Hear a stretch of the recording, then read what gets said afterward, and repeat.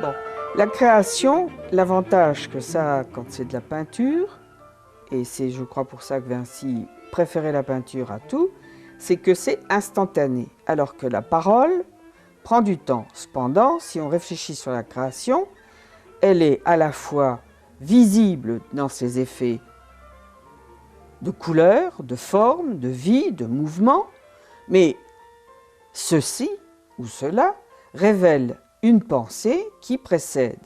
Comment formuler cet ensemble de créations par l'interaction de la matière et de l'esprit? Donc, mes premières images, c'est la rigueur de l'esprit, la force de l'esprit, la puissance qui devient une sorte de souffle et un éclatement. Et ce qui était désordonné va se mettre en place. C'est-à-dire qu'on va séparer l'abîme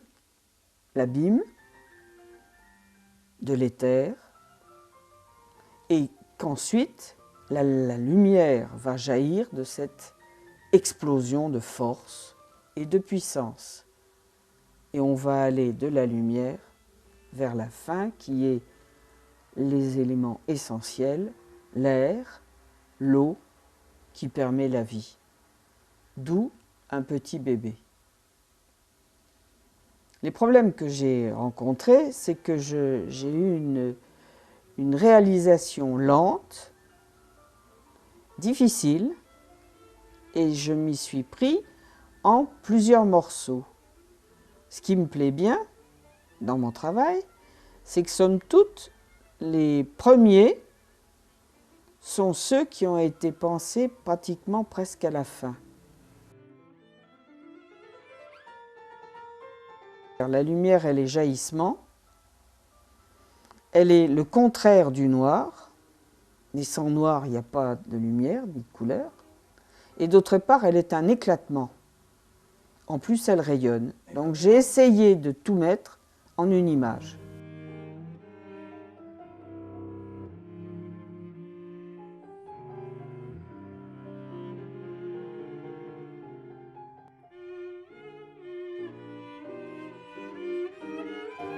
Et pour moi qui suis chrétienne,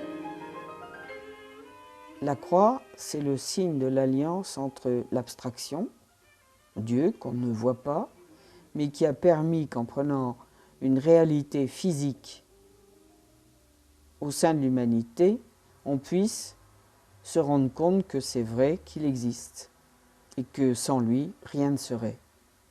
Parce que c'est trop facile de parler d'un hasard alors qu'on s'aperçoit que l'univers entier est régi d'une manière extrêmement savante, complexe, et qu'on s'en rend compte de plus en plus que si on dérègle ça en jouant les apprentis sorciers, il se passe des catastrophes.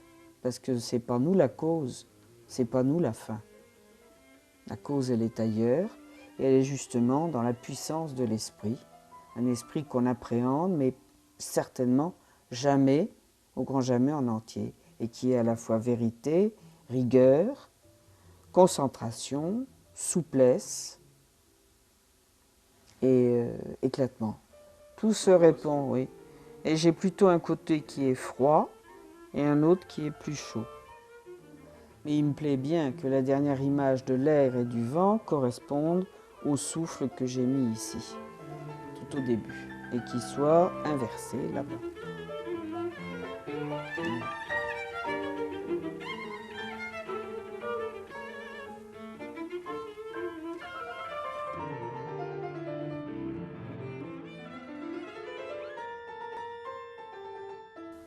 Oui, il y a un travail extraordinaire. Je ne sais pas combien de couleurs j'ai employées, mais c'est de tout ce que j'ai fait, c'est le plus complexe, en nuances, en valeurs. Ben, je crois que j'ai tout dit, hein.